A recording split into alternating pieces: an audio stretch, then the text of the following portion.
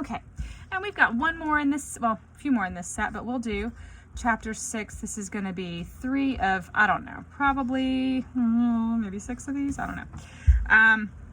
We're going to do the issues with normal force. And what I'm going to do is the derivation of a banked curve. Okay, again, you are at a bit of an advantage if you have, say, watched car racing. But again, from the top, we have a car going around a curve, okay?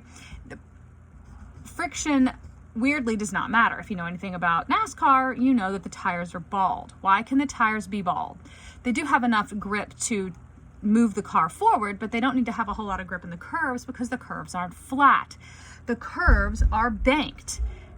So what we have is, instead of just this XY axis, we impose an angle of bank across this. And this is generally the way we draw it. I believe the artist draws it sort of at a dotted line with some theta. Okay, so here is my car. Again, you flip it and look at it from behind. Here's my car, okay? From behind, except for we're on a banked angle. That's what I'm showing here. So we do have the weight of the car exactly where you'd expect it to be down, the weight, down the y-axis, okay? Yes, we expect that. Now the normal force, remember the normal force is always going to be perpendicular to the surface. So we have the normal force tilted at an angle theta off of the y-axis. So we know we can't deal with that, so we're going to end up needing the y component. I'll draw it in blue.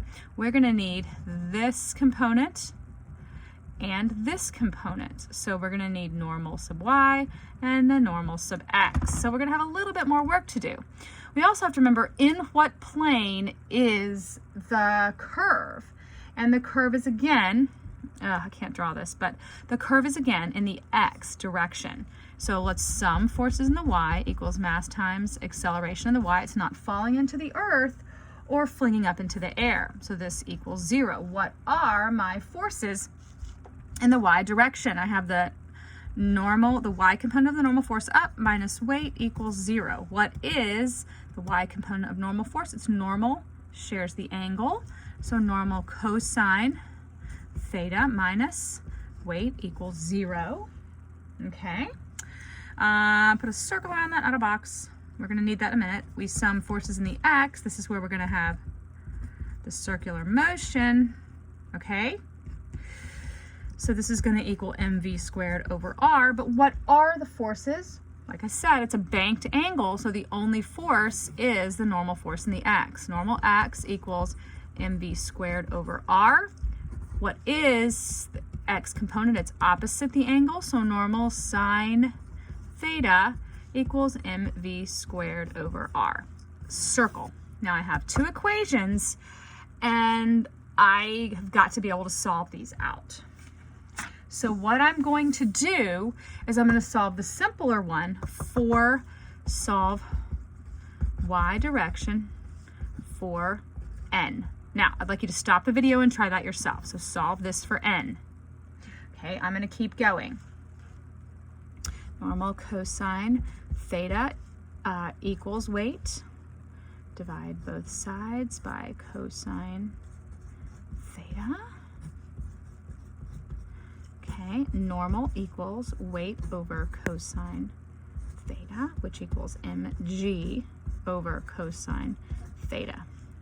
That's equals, I have a box here. Okay, now I am gonna need to plug this in for the normal force. I have a definition of what the normal force is, so I plug it in here.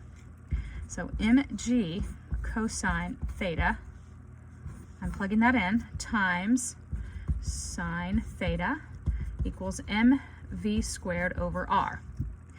Okay, the first thing I see is, and you might not remember this from trig. Well, the first thing is to get rid of masses on both sides. So I end up with g sine theta over cosine theta. Do you remember what sine over cosine is? That's going to be tangent theta. So I've now reduced this to g tangent theta on this side. I still have v squared over r over here. I still have v squared over r. So, r. Now, I'm done, but generally we solve these out for v. Okay, so if I go now and solve this for V, you can pause me and you can try to do this. What you get is RG tan theta equals V squared.